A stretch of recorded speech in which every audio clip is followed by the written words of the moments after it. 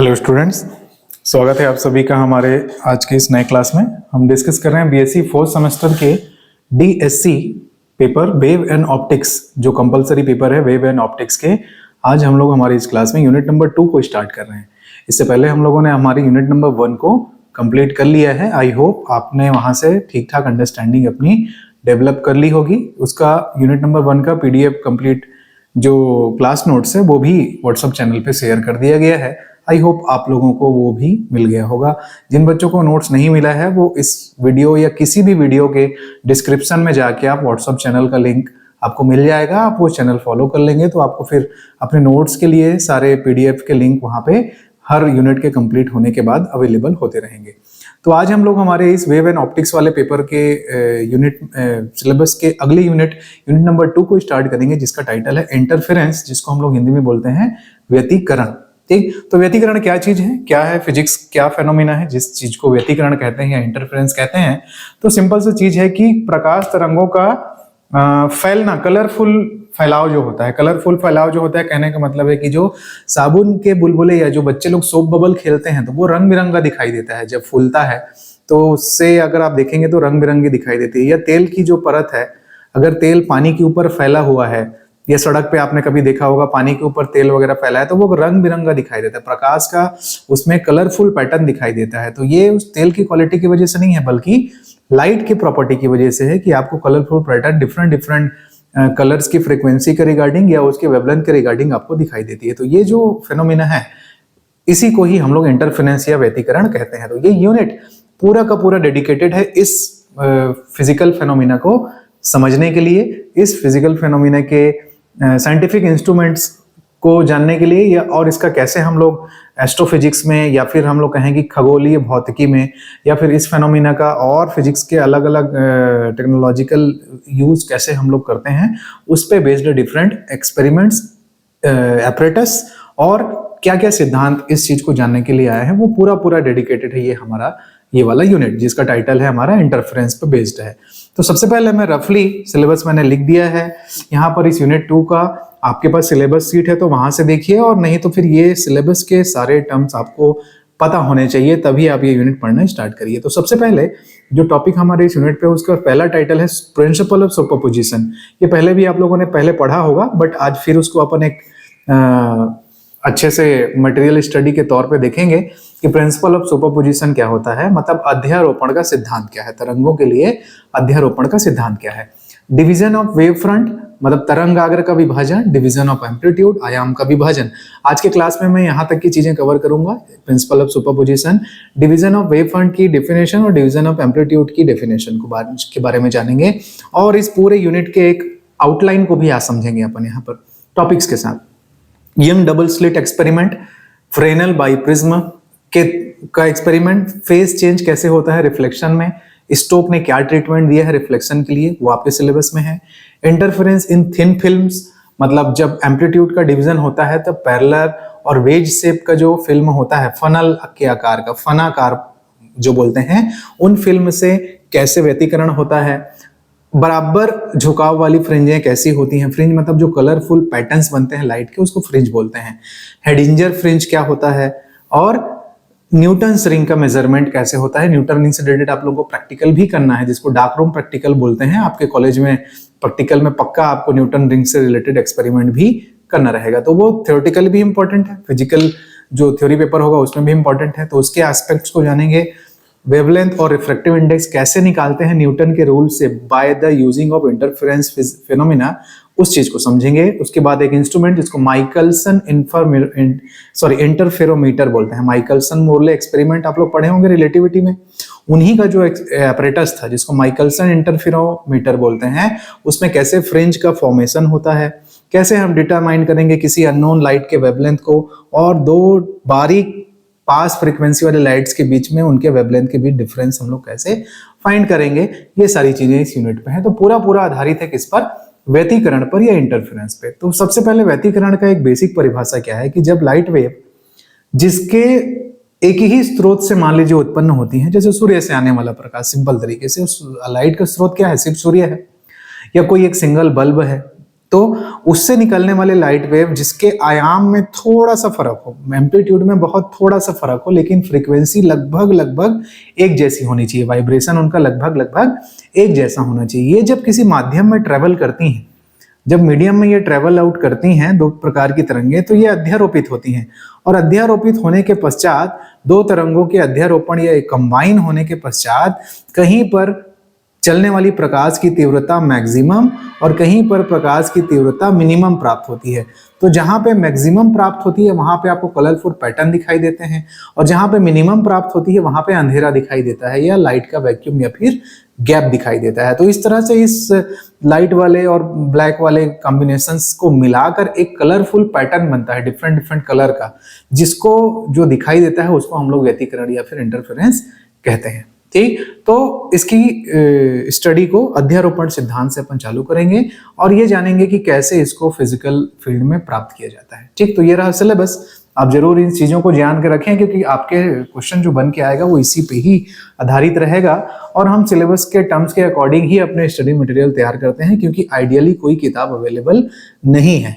बहुत सारे नोट्स को बनाने के लिए हम भी इंग्लिश मीडियम की किताबों को, इंटरनेट का यूज करके फिर कंबाइन आपके सिलेबस के आइडियली फॉर्म में यहाँ पे क्लास नोट्स हम लोग प्रिपेयर करते हैं। तो हमारे पास भी कोई ऐसा आइडियली किताब नहीं है जो इस सिलेबस को फॉलो कर रहा है, तो इसलिए सिलेबस की जानकारी रहना आपको लिए बहुत ज्यादा इंपॉर्टेंट है। ठीक है, चलिए आगे बढ़ते हैं। हम लोग टॉपिक हमारा चालू करते हैं आज का। इस यूनिट नंबर 2 व्यतिकरण वाले यूनिट का पहला टॉपिक, जिसको हम लोग बोलेंगे प्रकाश का व्यतिकरण, जिसमें अध्यारोपण के सिद्धांत के आधार पे उसे हमें समझना है। तो व्यतिकरण कहने का मतलब है इस तरह का कलरफुल पैटर्न। स्टूडेंट, चाहे आप तेल की परत में देख लीजिए पानी के ऊपर में, है ना, या फिर साबुन के बुलबुले में आप देख लीजिए उसका चमकदार कलरफुल पैटर्न जो दिखाई देता है, वो ये सब उसके उदाहरण है। तो होता कैसे है, क्या होगा, उसको कैसे परिभाषित आप करेंगे बड़े ही शॉर्ट फॉर्म में। तो कैसे लिखेंगे कि जब किसी माध्यम में लगभग समान आयाम, ये कुछ टर्म्स है ना जो मैथमेटिकली नोटेशन में बाद में आएंगे, तो परेशान न करें, इसलिए आप चीजों को ग्रैब करके जरूर चलेंगे कि जब किसी माध्यम में लगभग समान आयाम,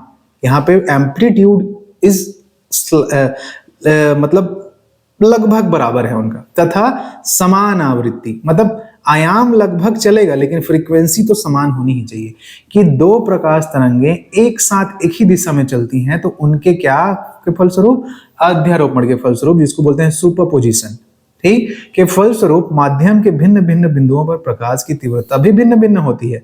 प्रकाश की दो तरंगों के अध्यारोपण के फलस्वरूप माध्यम में प्रकाश की तीव्रता के एक समान वितरण में परिवर्तन को ही प्रकाश का व्यतिकरण कहते हैं। मतलब जो नॉर्मली फॉर्म में लाइट वेव एक कॉमन वे से डिस्ट्रीब्यूट होते रहता है, वो व्यतिकरण के फलस्वरूप कहीं पे मैक्सिमम कहीं पे मिनिमम के इंटरवल्स में बढ़ जाता है, और इस तरह से डिस्ट्रीब्यूट होना लाइट वेव का ही क्या कहलाता है, प्रकाश का व्यतिकरण कहलाता है। उदाहरण के लिए साबुन के बुलबुले का रंग, पानी की सतह पर रंगीन तेल की परत, ये सब इसका उदाहरण है। ठीक, तो यहाँ पे क्या क्या प्राप्त होता है, तो हमने ये कॉमन सेंस से ये जाना कि लाइट वेव जब सेम लगभग समान आयाम और समान आवृत्ति की दो तरंगे एक साथ जब चलती हैं, तो माध्यम में कहीं पर मैक्सिमम इंटेंसिटी दिखाई देती है, मतलब कलर दिखाई देगा, और माध्यम पे कहीं पे एकदम लो इंटेंसिटी दिखाई देगी, मतलब ब्लैक दिखाई देगा या कुछ दिखाई नहीं देगा। तो जहां पे मैक्सिमम इंटेंसिटी दिखाई देती है उसको बोलते हैं हम लोग संपोषी व्यतिकरण या फिर कंस्ट्रक्टिव इंटरफेरेंस। जहां पर इंटेंसिटी न्यूनतम होती है उसको हम लोग बोलते हैं विनाशी व्यतिकरण या फिर डिस्ट्रक्टिव इंटरफेरेंस। और व्यतिकरण की घटना में हम ये जाने कि तरंगों की ऊर्जा क्या होती है, संरक्षित होती है। मतलब अगर मैक्सिमम इंटेंसिटी वाले जगह पे इंटेंसिटी ज्यादा है, मतलब ऊर्जा बढ़ रही है, तो वो चीज बैलेंस कहां से होता है, मिनिमम इंटेंसिटी वाले एरिया में उतनी ऊर्जा घट जाती है। मतलब ओवरऑल एनर्जी का जो चेंज है वो कांस्टेंट रहता है। ये मैथमेटिकली भी हम लोग देखेंगे। तो ये जो थ्योरी की चीजें लिखी हुई है ना, आगे मैं उसको मैथमेटिकली इक्वेशंस में कन्वर्ट आउट करूंगा, तो उसमें कंफ्यूजन नहीं होनी चाहिए आपको। ठीक, तो अब हम शुरू करते हैं मैथमेटिकली अपने अध्यारोपण के सिद्धांत को, जिसके आधार पर हम इस व्यतिकरण की फिनोमिना को समझेंगे। तो अध्यारोपण का सिद्धांत क्या कहता है कि जब किसी माध्यम में दो तरंगे एक साथ संचरित होती हैं, तो माध्यम के किसी बिंदु पर परिणामी विस्थापन दोनों तरंगों द्वारा उस बिंदु पर उत्पन्न अलग अलग विस्थापनों के सदिश योग के या वेक्टर सम के क्या होता है, बराबर होता है। अब मान लीजिए हम लोग दो ठो चलने वाले वेव्स को इस तरह से डिफाइन करते हैं कि माना किसी माध्यम में एक समान आवृत्ति वाली दो तरंगे हैं हमारे पास, एक ही दिशा में चल रही हैं। माना तरंगों का आयाम क्रमशः A1 और A2 है।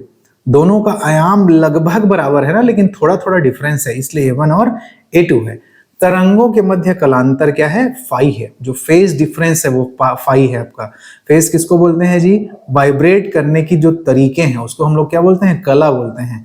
साथ ही तरंगे जो हैं कला संबद्ध हैं, मतलब कोहेरेंट हैं, मतलब टाइम के साथ उनके फेज में परिवर्तन नहीं होता है। ऐसे लाइट इस सोर्स जिसका टाइम के साथ उनके फेज में परिवर्तन नहीं होता, कांस्टेंट रहता है फेज उनका, उसको कला संबद्ध स्रोत कहते हैं। आगे और डीप में जानेंगे कला संबद्धता के बारे में हम लोग, है ना। तो यदि टी टाइम के साथ ये दोनों वेव का डिस्प्लेसमेंट y1 और y2 हैं और दोनों वेव अगर स्पेस में ट्रेवल आउट कर रहे हैं तो मैथमेटिकली हम दोनों वेव को कैसे लिख सकते हैं? तो एक सिंपल वेव इक्वेशन के फॉर्म में पहला इक्वेशन मेरा हो गया y1 is equal to a1 sine omega t, और दूसरा इक्वेशन हो गया y2 बराबर a2 sine omega t plus phi. दोनों तरंगों के मध्य जो कलांतर है वो फाई है, ये हमने डिफाइन किया है। और ये फाई जो है ना, स्पेस में आगे चलते हुए चेंज नहीं होता, और दोनों की आवृत्तियां एक समान हमने ली हुई हैं, इसलिए साइन ओमेगा टी यहां पर भी, ओमेगा टी यहां पर भी, और ओमेगा का मान ही कितना होता है? 2 पाई न्यू, या फिर फ्रीक्वेंसी के फॉर्म में होता है। तो यहाँ पे फ्रीक्वेंसीज अलग अलग नहीं है, केवल एम्पलीट्यूड में स्लाइटली डिफरेंस है। ठीक, यहाँ कला संबद्धता को और डिफाइन किए हैं कि तरंगों का जो कलांतर है वो समय के साथ नहीं बदलता, जितना है डिफाइंड है उतना ही आगे प्रोपोगेशन के दौरान बना रहता है। ठीक, तो सिंपल ये एक इक्वेशन हो गया, ये इक्वेशन हो गया।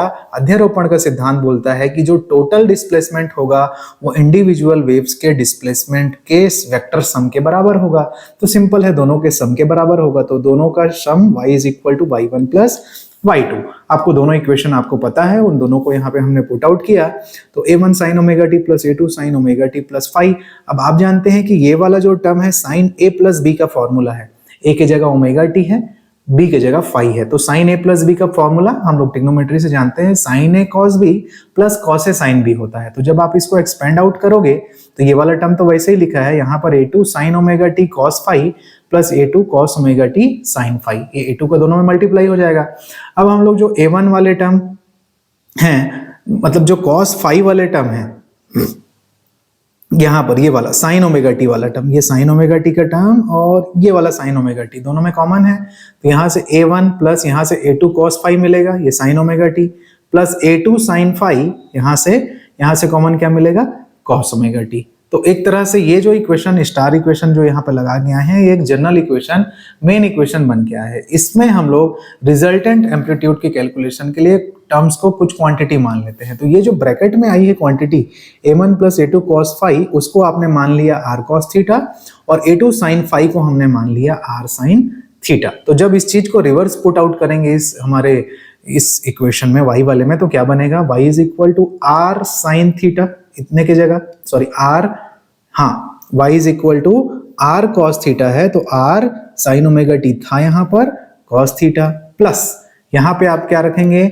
r साइन थीटा, और एक cos ओमेगा टी था तो r cos omega t sine theta. तो अब आप अगर r को कॉमन ले लेते हैं इन दोनों वाले टर्म से, तो ये sine omega t cos theta plus cos omega t sine theta, sine a plus b का फॉर्मूला बन गया, जहां पर a की जगह ओमेगा टी है और b की जगह थीटा है। तो हम रिजल्टिंग फॉर्म में इस r को, जो रिजल्टेंट एम्पलीट्यूड को डिनोट करेगा, अभी उसको जानेंगे अपन, तो y is equal to r sine omega t plus theta लिख सकते हैं। ये इक्वेशन नंबर 3 हमको दोनों तरंगों के अध्यारोपण के फलस्वरूप प्राप्त हुआ है। तो ये जो इक्वेशन नंबर 3 है, ये अध्यारोपण के फलस्वरूप प्राप्त परिणामी तरंग को, जो रिजल्टेंट वेव होगा, उसको प्रदर्शित करता है, जहां पे हमारा r क्या कहलाता है जी? Resultant amplitude. दोनों तरंगों के आयामों के कॉम्बिनेशन से जो मेन एम्पलीट्यूड डेवलप होकर आएगा वो कहलाएगा। तो अब हमें उस मैक्सिमम एम्पलीट्यूड को ढूंढना है, और उस मैक्सिमम एम्पलीट्यूड को ढूंढने के बाद उसके हेल्प से मैक्सिमम इंटेंसिटी के बारे में स्टडी करनी है। तो सबसे मेन पर्पस है हमारा उस मैक्सिमम एम्पलीट्यूड को ढूंढना। तो उसके लिए फिर से हम ये इक्वेशन नंबर 1 और 2 का यूज करेंगे। ठीक, कैसे यूज करेंगे? हम दोनों इक्वेशंस को स्क्वायर करके जोड़ देंगे। तो जो मैक्सिमम आयाम के कैलकुलेशन के लिए हम लोग इक्वेशन नंबर 1 और 2 जो हमने नाम दिया है उसको स्क्वायर करके जोड़ेंगे। तो एक साइड आपको ऐसे मिलेगा, r cos थीटा का whole square plus r sin theta का whole square is equal to this much, जो अनदर साइड का था। यहां से आपको पता है कि ये आर स्क्वायर कॉमन निकलेगा और cos square theta plus sine square theta आएगा जो कि 1 होता है, तो इस साइड आपको सिर्फ आर स्क्वायर मिलेगा। यहाँ पे आप इसको a प्लस बी के होल स्क्वायर में एक्सपेंड आउट करेंगे तो a1 का स्क्वायर प्लस a2 का square cos square 5 plus 2a1 a2 cos 5 यहाँ से आ जाएगा। इसे स्क्वायर फॉर्म में ऐसे आप लिख लेंगे। अब आप ये देखेंगे कि ये a2 का स्क्वायर कॉस स्क्वायर 5 और ये a2 का स्क्वायर साइन स्क्वायर 5 में a2 का स्क्वायर कॉमन है और फिर sine square 5 plus cos square 5 जो कि आइडेंटिटी इक्वेशन के अकॉर्डिंग 1 हो जाएगी। तो फाइनली ये और ये मिलके a2 का स्क्वायर देंगे, तो you have a1 square plus a2 square plus 2a1 a2 cos 5 and finally if our square is transfer in this side, so we get a square root, so r is equal to square root of a1 square plus a2 square plus 2a1 a2 cos 5, it is our equation number 4। ठीक, अब definitions wise आप इस चीज को जाने कि जो तीव्रता होती है, किसी भी तरंग की तीव्रता या इंटेंसिटी होती है वो आयाम के वर्ग के समानुपाती में होती है। मतलब जितना भी वेव का एम्पलीट्यूड है उसका आप स्क्वायर कर देंगे तो वही इंटेंसिटी के बराबर होती है। ये परिभाषा है, इंटेंसिटी की परिभाषा है। ठीक है, इसको ध्यान में रख के आप, अगर आपको पता है तो अच्छी बात है, छोटे क्लासेस में या आपने इसको कभी न कभी तो पढ़ा ही होगा, और नहीं तो आप इसको ध्यान रख के चलिए कि जो तीव्रता होती है वो आयाम के वर्ग के बराबर होती है। तो आयाम में इक्वेशन नंबर 4 से निकाला हूं, और तीव्रता कैसे होगा, तो इसी इक्वेशन नंबर 4 का मैं स्क्वायर अगर कर दूं तो मुझे तीव्रता मिल जाएगी। मतलब I is proportional to square of this expression, so my square root is removed, so I is proportional to a1 square plus a2 square plus 2a1 a2 cos 5, and if I use a constant for removing the proportional sign, so I is equal to k in bracket a1 square plus a2 square plus 2a1 a2 cos 5. This is our equation number 5. So the equation number 4 represent the total amplitude, and the equation number I represent the total intensity in the medium or for the complete resultant wave equation के form में, जो उसका amplitude को दिखाएगा और जो उसका intensity को दिखाएगा। तो इक्वेशन नंबर 4 और 5 आपने ऑब्टेन कर लिया। सिंपल मैथमेटिकल कैलकुलेशन है। इसके जो रिजल्ट, जो आप इमेजिन करके जो इसको रिजल्ट पे बात करेंगे वो इंपॉर्टेंट है। अब हम डिफरेंट केसेस यहाँ पे लगाते हैं। ठीक, केसेस हम लोग लगाते हैं। इक्वेशन नंबर 4 और 5 को रिमेंबर रखिएगा। सबसे पहले हम लोग स्थिति, जो कंडीशंस है संपोषी व्यतिकरण के लिए क्या होगा, मतलब कंस्ट्रक्टिव इंटरफेरेंस के लिए क्या हो। कंस्ट्रक्टिव इंटरफेरेंस वो जगह है जहां पे मैक्सिमम एम्पलीट्यूड मिलेगा, जहां पे मैक्सिमम इंटेंसिटी मिलेगी। तो जब किसी बिंदु पर परिणामी आयाम r और परिणामी तीव्रता I अधिकतम होगा, तो आप देखिए इक्वेशन नंबर 4 जो परिणामी आयाम है उसमें भी cos phi आया है और परिणामी तीव्रता के इक्वेशन में भी cos phi आया है। और हम लोग जानते हैं कि जो cos phi की जो वैल्यू है वो प्लस माइनस 1 के बीच में होती है। मतलब -1 cos phi एंड +1, ये रेंज है cos थीटा का। मतलब मैक्सिमम 1 और मिनिमम -1। तो मैक्सिमम होने के लिए हम संपोषी व्यतिकरण देख रहे हैं, cos phi का मान क्या होना चाहिए, +1 होना चाहिए। तो cos phi का मान मतलब थीटा का मान +1 कहां पे मिलता है, तो मुझे पता है कि phi इज इक्वल टू 0, मतलब cos 0 का मान 1 होता है। cos 2 pi मतलब हमारा 360 डिग्री का मान हमारा 1 होता है। वैसे 4 पाई 6 पाई डेस करते करते even number of term 2n पाई, मतलब फाई का मान यदि 2n पाई है, जहां n का वैल्यू 0 1 2 3 4 है, वहां पर cos थीटा क्या मिलेगा, +1 मिलेगा।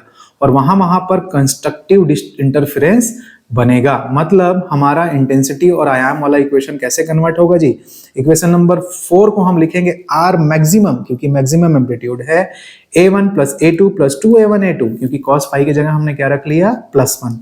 तो finally you have a square root of the expression a1 plus a2 का होल स्क्वायर, और स्क्वायर रूट हटेगा, आपको r मैक्सिमम ऐसा मिलेगा कि r maximum is equal to a1 plus a2। a1 और a2 क्या था, दोनों इंडिविजुअल्स वेव्स के एम्पलीट्यूड का मान है, और आर मैक्सिमम क्या है, दोनों वेव्स के कॉम्बिनेशन या अध्यारोपण या सुपरपोजिशन के उपरांत बनने वाले तरंग का आयाम है। और ये इक्वेशन क्या प्रदर्शित कर रहा है कि जो कंबाइन फॉर्म में एम्पलीट्यूड बना है कंबाइन इक्वेशन का, वो दोनों इंडिविजुअल्स वेव्स के इंडिविजुअली एम्पलीट्यूड के सम के बराबर है, दोनों के योग के बराबर है। तो डायग्राम वाइज आप समझिए कि ये देखिए, एक डॉट लाइन ब्लू लाइन में जो गई है वो एक वेव है, और एक जो हल्के डॉट रेड लाइन में गई है वो दूसरा वेव है। दोनों की फ्रीक्वेंसी एक जैसी है, इसलिए ये शेप को मैच कर रहे हैं, लेकिन थोड़ा सा गैप इनके बीच में है। वो इस चीज को दिखाता है कि इनके बीच में आयाम में थोड़ा सा फर्क है। तो अगर ये संपोषी व्यतिकरण करना है तो ये जो ग्रीन वाली बनी है ये कंस्ट्रक्टिव इंटरफेरेंस को शो कर रहा है, कंस्ट्रक्टिव इंटरफेरेंस को। तो finally the green wave is my constructive interference which represent this maximum amplitude is are maximum, this is here. So ये वाला हमारा कंस्ट्रक्टिव इंटरफेरेंस का कंडीशन है। तो आर मैक्सिमम कितना मिल जाएगा, I1 plus A1 plus A2। And similarly for use of equation number 5 जब यहां 1 करूंगा तो ये क्या मिलेगा मेरे को, देखिए जरा यहां पर ये भी मेरा फॉर्मूला बनेगा और स्क्वायर बनेगा। तो फाइनली ये वाला जो I, ठीक है, तो I मैक्सिमम क्या होगा, K A1 square plus A2 square plus 2A1 A2 cos phi के जगह 1 रख दिए हम लोग। तो अब एक चीज आप याद रखें कि I मैक्सिमम बराबर है इतने के, और यदि ये वाला टर्म आप छोड़ देते हो, मतलब ये वाला टर्म यदि हम लोग कम कर देते हैं तो जो इक्वल टू का साइन है वो क्या हो जाएगा, ग्रेटर देन का साइन हो जाएगा। जैसे उदाहरण के लिए अगर मैं आपसे कहूं कि 5 इज इक्वल टू 3 प्लस 2, तो इक्वेशन बैलेंस्ड है।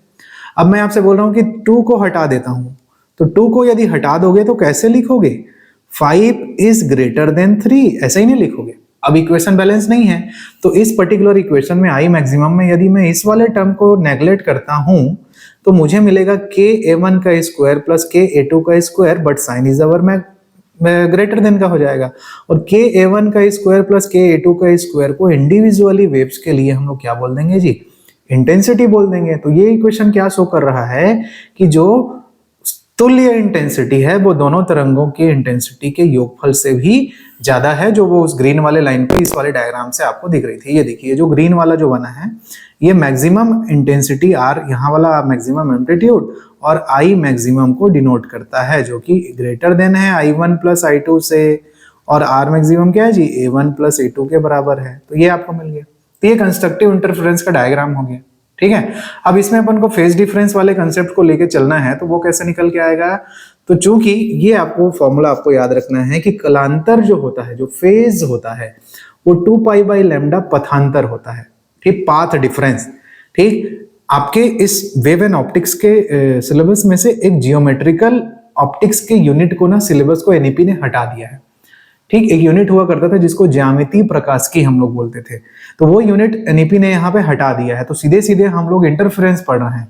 पहले में हम लोग वेव्स एंड तरंगों के बारे में पढ़ा, और सीधा सीधा हम लोग इंटरफेरेंस पढ़े। तो जियोमेट्रिकल ऑप्टिक्स का एक आउटपुट होता है, एक इंपॉर्टेंट आउटपुट, कि कलांतर जो होता है वो 2 पाई बाई लैम्डा पथांतर के बराबर होता है। तो ये आपको याद करके चलना है, ये फॉर्मूला है, सिंपल है कि phi is equal to 2 pi by lambda del. Del का मतलब होता है पथ का अंतर। दो प्रकाश तरंगे यदि माध्यम में चल रही हैं तो उनके बीच में क्या दूरी का डिफरेंट होगा, उसको पथांतर बोलते हैं। तो ये याद करके चलना है। ऐसे भी 12th क्लास में भी आप लोग बच्चे जो होते हैं वो पढ़ते हैं इसको, है ना। तो अब हमको यहां से क्या मिला कि phi is equal to 2 pi by lambda del. तो डेल का वैल्यू क्या हो जाएगा, लैम्डा बटे 2 पाई, लैम्डा बटे 2 पाई जो पथांतर की वैल्यू जो है। और फाई हमने क्या डिफाइन किया है संपोषी व्यतिकरण के लिए, 2 पाई एन। ठीक, जहां जहां फाई बराबर 2 पाई एन होगा वहीं वहीं तो कंस्ट्रक्टिव इंटरफेरेंस बनेगा। तो यहां से 2 पाई और 2 पाई कैंसल आउट होगा, तो del is equal to n lambda. मतलब पथांतर के रूप में आपको कंडीशन मिल गया कि जहां जहां पर तरंगे पथों का अंतर 0 है, लैम्डा है, 2 लैम्डा है, वहां वहां पे संपोषी व्यतिकरण होगा। मतलब थ्योरेटिकली हम क्या बोलेंगे कि इस प्रकार माध्यम के जिन बिंदुओं पर व्यतिकरण करने वाली तरंगे समान कला में पहुंचती हैं, अर्थात जिन बिंदुओं पर तरंगों के बीच कलांतर कितना है जी, 0 है, 2 पाई है, 4 पाई है, और समान कला में क्यों है, क्योंकि पूरा एक साइकिल कंप्लीट हो जा रहा है। 2 पाई कहने का मतलब है पूरा एक चक्कर ना, वृत्त का पूरा एक चक्कर लगाओगे तो कितना एंगल बनता है, 2 पाई। फिर अगला किसमें है, पूरा फिर 4 पाई पर है, तो कंप्लीट सेम फेज है। या फिर पथांतर कितना है, 0, लैम्डा, 2 लैम्डा होता है, उन बिंदुओं पर परिणामी आयाम अधिकतम होता है, साथ ही साथ उन बिंदुओं पर परिणामी तीव्रता भी क्या होती है, अधिकतम होती है। अर्थात इन बिंदुओं पर हुआ व्यतिकरण ही क्या कहलाता है जी, समपोषी व्यतिकरण कहलाता है। अब ऑब्जेक्टिव वाले क्वेश्चंस में या खाली स्थान वाले क्वेश्चन में या छोटे क्वेश्चंस में आपको ये छोटा छोटा चीज पूछ सकता है कि समपोषी व्यतिकरण के लिए क्या सही है, del is equal to n lambda सही है, या 0 lambda 2 lambda dash dash 3 lambda, ये सब किस चीज को रिप्रेजेंट करता है? संपोषी को व्यतिकरण करता है कि विनाशी को प्रदर्शित करता है, या संपोषी व्यतिकरण के लिए आर मैक्सिमम क्या होता है? ठीक, ये सब चीज आपको निकालना रहेगा। ठीक, तो ये कंडीशन हमने देखा संपोषी व्यतिकरण के कंडीशन के लिए। ठीक, दूसरा हम लोग समझते हैं विनाशी व्यतिकरण कहाँ पे बनेगा, मिनिमम कब होगा? तो सिंपल है, cos थीटा का मान -1 से 1 के बीच में होता है। तो जब cos थीटा का मान -1 होगा तो cos थीटा का मान मिनिमम -1 कहाँ पे होता है? तो हम जानते हैं cos पाई का मान -1 है, 3 पाई का मान -1 है, 5 pi, 7 pi, 9 pi dash dash dash करते करते nth टर्म के according phi is equal to 2n + 1 pi का मान क्या है? -1 है, जहां n इज इक्वल टू 0 1 2 3 है। मतलब जहां जहां पर 2n + 1 पाई बनेगा वहां पे विनाशी व्यतिकरण होगा। तो इसका इफेक्ट देखते हैं हमारे इक्वेशन नंबर 4 और 5 पे। ये वाले इक्वेशन 4 और 5 पे क्या इफेक्ट है उसको देखते हैं अपन।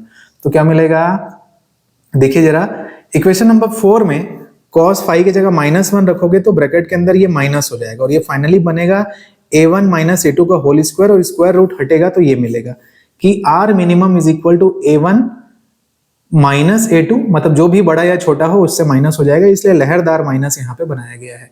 ठीक है, और i मिनिमम क्या होगा? k is equal to a1 square + a2 square -2a1 dot a2। अब यहाँ पर इस चीज को जानिएगा, इस वाले टर्म को यदि मैं नेग्लेक्ट करूंगा तो साइन इधर का हो जाएगा ना। फिर से इक्वेशन बैलेंसिंग समझिए कि 5 is equal to 3 + 1 minus, sorry मैं इसको गड़बड़ लिख दिया, बैलेंस करते हैं अपन ना।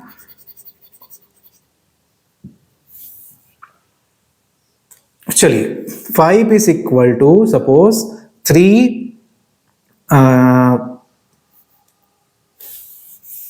1 सेकेंड। ठीक, नंबर्स आप अपने हिसाब से जमा के, मैं केवल एग्जांपल दे रहा हूं कि जैसे 5 + 4 है मान लो, तो 4 3 7 -2 ऐसा।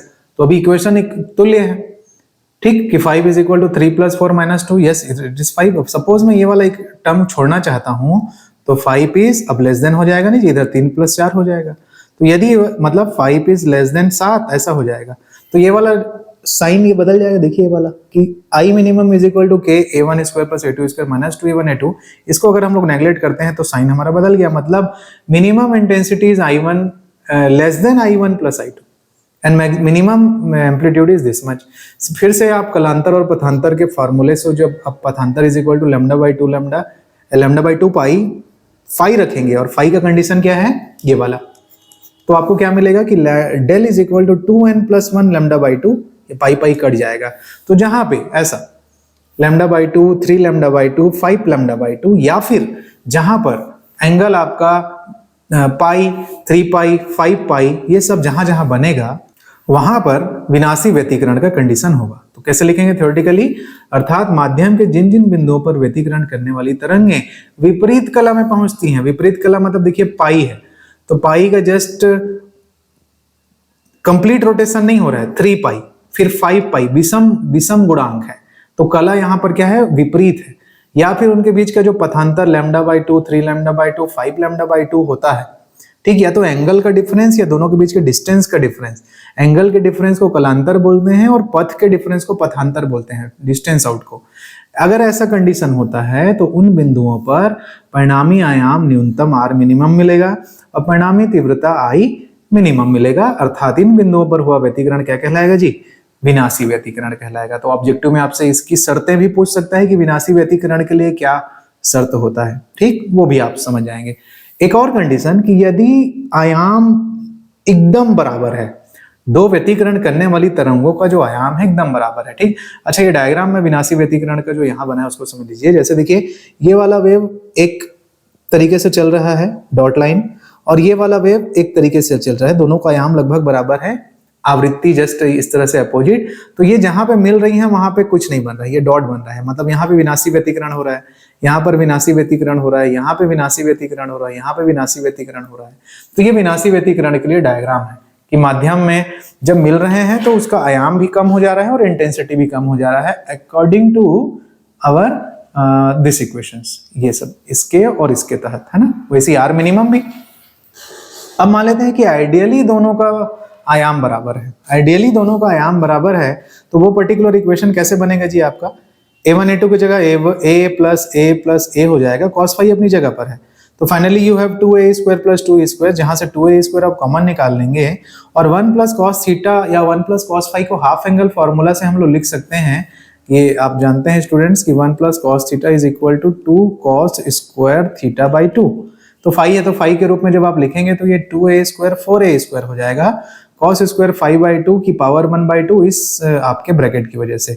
और चूंकि 1/2 और सबका वर्ग था इसलिए अपने स्क्वायर रूट को हटा लेगा, तो बाहर में आपको r is equal to 2a cos 5/2 मिलेगा। ठीक, और i हम लोग जानते हैं आयाम के वर्ग के बराबर होता है, तो इसको r का स्क्वायर कर दीजिए और एक प्रोपोर्शनलिटी का कांस्टेंट लगा लीजिए, तो 4ka स्क्वायर cos स्क्वायर 5/2 हमारा इंटेंसिटी हो जाएगा। अब मैक्सिमम का क्या कंडीशन है?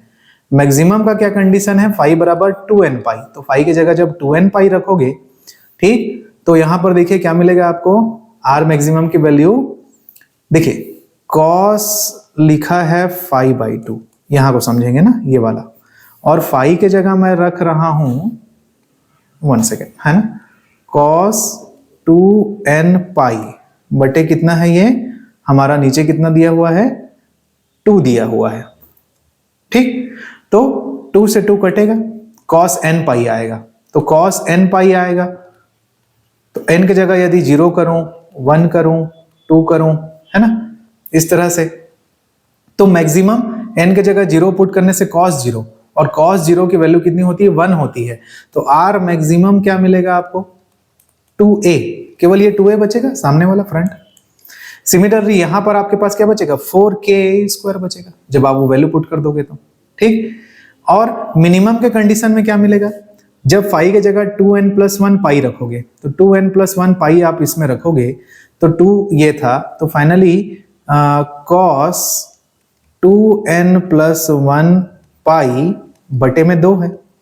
n के जगह मान लो 0 रखता हूं मैं, तो ये 3π/2 इस तरह से आएगा यहां पर। ठीक, ये वाला टर्म, ठीक, और cos 3π/2 की वैल्यू, सॉरी ये π/2 ना, जैसे n की जगह 0 रखूंगा, cos n की जगह 0 तो π/2, और cos π/2 की वैल्यू क्या होती है, cos π/2 की जगह वैल्यू 0 होती है, 0 होगा तो r मिनिमम 0 हो जाएगा, और फाइनली r मिनिमम भी तो 0 ही हो जाएगा, क्योंकि यहां पर भी स्क्वायर के टर्म में आप भले लिखो लेकिन cos 2n प्लस 1 π/2 लिखोगे। तो ये तब का कंडीशन है जब दोनों का आयाम क्या हो, बराबर हो। तो अगर आपको ऑब्जेक्टिव क्वेश्चन में, छोटे क्वेश्चन में ऐसा आता है कि यदि व्यतिकरण करने वाली दो तरंगे a1 और a2 जिसके आयाम बराबर हैं, तो क्या कंडीशन होगा, r मैक्सिमम क्या होगा, i मैक्सिमम क्या होगा, तो आपको दे देगा कि r मैक्सिमम बराबर 2a, या लिखा रहेगा ऑब्जेक्टिव में r मैक्सिमम बराबर 4a, या r मैक्सिमम बराबर 3a, या i मैक्सिमम बराबर आपको लिखा रहेगा 4a स्क्वायर या 6ka स्क्वायर। तो उसमें सेलेक्ट करना है ना आपको कंडीशन को देख के, तो ये वहीं से आया है, और r मिनिमम 0, i मिनिमम भी 0। ठीक है, तो ये रहा अध्यारोपण के सिद्धांत के तहत हम लोगों ने अंडरस्टैंड किया कि कैसे मीडियम में अलग अलग फ्रीक्वेंसी, सॉरी सेम फ्रीक्वेंसी की अलग अलग आयाम वाले तरंगे जब गति करती हैं तो कैसे इंटरफेरेंस पैटर्न्स बनता है, और मैथमेटिकली हमने वो जाना कि कैसे संपोषी व्यतिकरण होता है ये वाला, और कैसे विनाशी व्यतिकरण होता है मतलब ये वाला। ये तो डायग्राम है, कहीं पर भी आप इसको बना सकते हैं ना।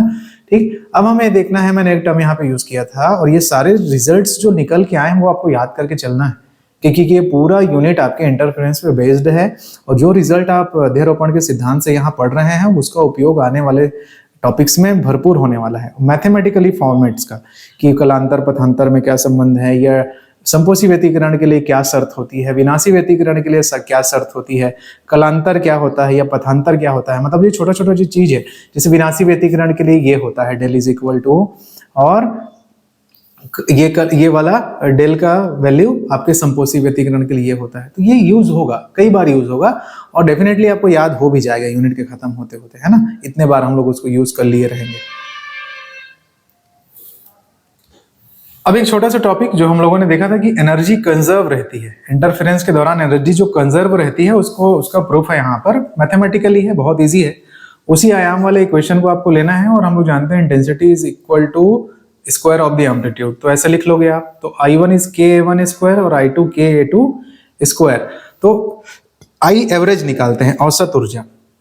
तो औसत ऊर्जा निकालने के लिए एक फॉर्मूला है कि एक पूर्ण चक्र में कितनी ऊर्जा होती है, उसको ये जो इंटीग्रेशन का जो फॉर्मूला है उसके थ्रू अपन इसमें पुट आउट करेंगे। जैसे औसत निकालने के लिए वेव फंक्शन का जो कॉन्सेप्ट यूज करते हैं इंटीग्रेशन का, वही है कि एक कंप्लीट साइकिल में कितनी इंटेंसिटी है डिवाइड बाय एक कंप्लीट साइकिल की वैल्यू, फेज वैल्यू। तो फाइनली 0 से 2 पाई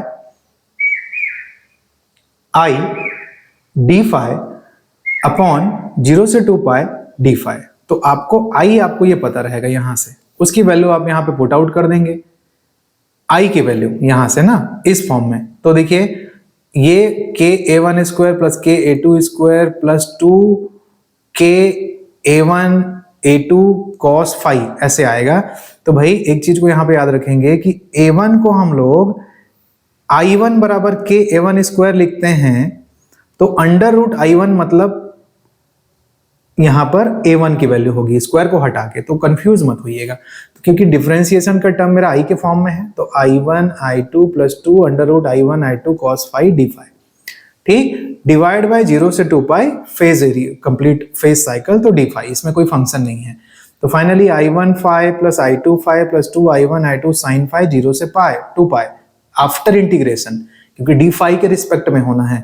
तो finally you have, if you put the upper limit 2 pi and lower limit 0, तो फाइनली कट पिट के फाइनली आपको ये मिलेगा, ठीक। तो रिजल्ट क्या बोलता है कि जो एवरेज एनर्जी आपने निकाली वो दोनों तरंगों के अलग अलग इंटेंसिटीज के सम के बराबर है। मतलब ये व्यक्त करता है कि व्यतिकरण में ऊर्जा का संरक्षण होता है, मतलब व्यतिकरण की घटना में औसत तीव्रता अलग अलग तीव्रताओं के योगफल के बराबर होती है।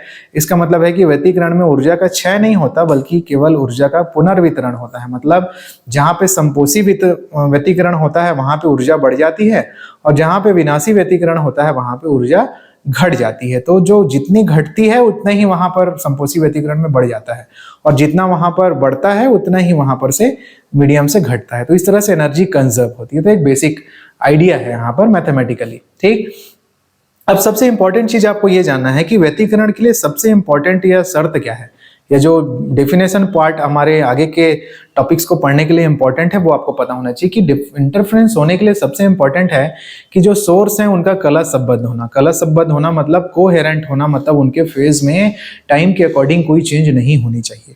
तो सिंपल सा ये थ्योरी पोर्शन है जिसको आपको याद करके चलना है, और ये आगे आने वाले टॉपिक्स का फाउंडेशन है, ठीक है।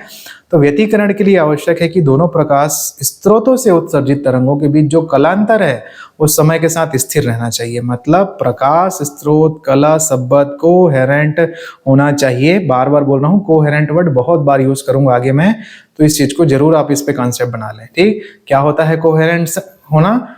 टाइम के साथ वेव्स के फेज में चेंज नहीं होना चाहिए। कला संबद्ध स्रोत प्राप्त करने के लिए हमें एक ही मूल स्रोत से दो स्रोत बनाने होते हैं, कि मतलब लाइट वेव का स्रोत तो एक ही हो, और अध्यारोपण किनके बीच होता है? दो तरंगों के बीच में होता है। और दो क्या मतलब मैक्सिमम 2 से और बहुत सारे वेव्स होते हैं मीडियम में, तो ठीक। हम तो मिनिमम कंडीशन में 2 वेव लेके चलते हैं, लेकिन जब लाइट वेव चलती है तो लाइट वेव तो अपने साथ 7 रंगों को मिला के चली है, और 7 रंग के फ्रीक्वेंसीज अलग अलग है, 7 रंग की एम्पलीट्यूड अलग अलग है, और वो सभी अध्यारोपित जब होते हैं तब आपको कलरफुल पैटर्न हमको दिखाई देता है। हम तो यहाँ पे स्टडी के लिए सिंपल फॉर्म में सिर्फ 2 वेव को कंडीशन में ले रहे हैं, लेकिन कम से कम 2 वेव तो चाहिए, और जो एक ही स्रोत से उत्पन्न होते रहे ऐसा भी चाहिए। तो एक ही स्रोत से सेम एम्पलीट्यूड, सेम लगभग सेम एम्पलीट्यूड या सेम फ्रीक्वेंसी के वेव्स को जनरेट करना, तो वैसे स्रोत को हम लोग कला संबद्ध स्रोत कहते हैं, ठीक। तो कैसे बनाएंगे कला संबद्ध स्रोत, कैसे प्राप्त करेंगे, उसके 2 मेथड हैं, ठीक। एक मेथड को बोलते हैं हम लोग तरंगाग्र के विभाजन के द्वारा प्राप्त करते हैं, और एक मेथड को हम लोग बोलते हैं आयाम के विभाजन के द्वारा प्राप्त करते हैं। तरंगाग्र के विभाजन के द्वारा प्राप्त करते हैं कहने का मतलब है कि जो तरंग या प्रकाश की किरण आ रही है उसको कहीं से रिफ्लेक्शन ट्रांसमिशन ये सब करा के 2 भागों में ऐसा मोड़ते हैं हम लोग कि आगे जब वो लोग मीडियम में आगे ट्रेवल करें तो किसी जगह पे सुपरपोजिशन करें, और जब भी सुपरपोजिशन होगा तो हमें इंटरफेरेंस मिल जाएगा। और एक होता है आयाम का विभाजन, मतलब उसके एम्पलीट्यूड्स को इस लेवल पे आप तोड़िए कि वो जब एक जगह के बाद जब मीडियम में आगे ट्रेवल करें तो उनका आयाम लगभग बराबर चलने वाले 2 तरंगों में वो बदल जाए, और फिर आगे जाके फिर उस पर आप सुपरपोजिशन करा के इंटरफेरेंस प्राप्त कर सकते हैं। तो ये तरीके हैं। तो कौन कौन से तरीके हैं जो आगे हमको पढ़ना है? तरंगाग्र के विभाजन मतलब जो वेव आ रही है उसी को तोड़ते हैं। इसमें कौन कौन से प्रक्रियाएं हैं? दो स्लिटों से गुजार कर, तो यंग का जो प्रयोग होता है वो तरंगाग्र विभाजन से होता है। इसको डिटेल में हमको पढ़ना है। यंग का डुअल स्लिट एक्सपेरिमेंट जो आप लोग पहले भी छोटे क्लासेस में पढ़े होंगे, अब बीएससी में उसको अपन को और डिटेल में पढ़ना है मैथमेटिकली एक्सप्रेशंस के साथ। अपवर्तन कराकर, यदि प्रकाश का मैं अपवर्तन करा दूं, जिसको बोलते हैं फ्रेनेल के द्विप्रिज्म के द्वारा। फ्रेनेल का एक द्विप्रिज्म होता है, अलग स्ट्रक्चर का प्रिज्म बना होता है, जिसमें से लाइट वेव को हम लोग गुजारते हैं तो वो तरंगाग्र को विभाजित कर देता है और मीडियम में आगे चल के इंटरफेरेंस रिजल्ट के फॉर्म पे देता है। तो एक ये तरीका है, ये भी आपके सिलेबस में है, ये भी आपके सिलेबस में। परावर्तन करा के भी हम लोग करा सकते हैं। एक लॉयड का दर्पण होता है, एक मिरर लॉयड ने बनाया है, वो इस तरह का दर्पण होता है जिसमें इस तरह का परावर्तन होता है कि रिजल्टेंट इंटरफेरेंस मिलता है। ये आपके सिलेबस में डायरेक्टली नहीं लिखा है, पहले हुआ करता था, अभी डायरेक्टली नहीं लिखा है, but this is the example. में भी हम इस पे थोड़ा सा चर्चा करेंगे। ये दोनों है आपके सिलेबस में ना, दोनों है। फिर आयाम के विभाजन द्वारा, मतलब एम्पलीट्यूड्स को हम डिवाइड कर रहे हैं फ्रीक्वेंसी वाइज, तो उसके डिवीजन करने के कौन कौन से तरीके हैं। तो इसको करने के लिए हमको आपतित प्रकाश को एक पारदर्शक पदार्थ की पतली फिल्म या झिल्ली से गुजारना होता है और लगातार आंशिक परावर्तन या अपवर्तन कराकर हम व्यतिकरण तरंगों में विभाजित करते हैं। तो इस चीज को प्राप्त करने के लिए दो नियम है। एक न्यूटन का वलय नियम है, ये न्यूटन रिंग का प्रयोग है, जिससे रिलेटेड आपको प्रैक्टिकल भी करना रहेगा और ये मैथमेटिकल डेरिवेशन के साथ आपके मेन एग्जाम के लिए भी बहुत इंपॉर्टेंट है। तो न्यूटन रिंग ये पूरा पढ़ना है, हमको डिटेल में पढ़ना है। और माइकलसन व्यतिकरण मापी द्वारा हम आयाम के विभाजन के द्वारा व्यतिकरण प्राप्त करते हैं। तो ये भी आपके सिलेबस में डायरेक्टली लिखा है। बड़े मार्क्स के क्वेश्चन ये आपको देके जाएगा, जो 8-10 मार्क्स का जो बनता है उससे। तो इसका एक्सपेरिमेंट पूरा डिटेल में, ये डेफिनेशन पोर्शन था सिलेबस का। अब हम तरंगाग्र विभाजन द्वारा और आयाम विभाजन द्वारा फिर से व्यतिकरण को और पढ़ाई करेंगे। तो उसके लिए जो बेसिक कंडीशंस आज निकल के आई हैं, अध्यारोपण सिद्धांत के फलस्वरूप की संपोषी व्यतिकरण में क्या होता है, विनाशी व्यतिकरण में क्या होता है, क्या कंडीशन है, वो फिर से यूज होंगी। तो उसको आप लोग ध्यान में रखिएगा। तो ये कुछ चीजें हैं जो आपको पढ़ने हैं आगे, इसी पे लेते हुए अब अगले क्लास में अपन चलेंगे। ठीक है, तो स्टूडेंट्स आज की क्लास में इसको यहीं तक रखता हूं मैं। ये तरंगाग्र के विभाजन द्वारा यंग के डुअल स्लिट एक्सपेरिमेंट को डिटेल में हम अगले क्लास में अपन चर्चा करेंगे। तब तक आप लोग ये सुपरपोजिशन थ्योरम्स और इसके डिफरेंट कंडीशंस, संपोषी विनाशी व्यतिकरण को अच्छे से पढ़ के रखिए। ये यूनिट नंबर 2 हमने स्टार्ट किया है, wave and optics DSC department specific compulsory paper for the BSc 4th semester physics के स्टूडेंट्स के लिए। ठीक है, तो ठीक है, मिलते हैं हम लोग हमारे अगले क्लास में हमारे इस यूनिट के टॉपिक को आगे लेते हुए। ठीक है, थैंक यू।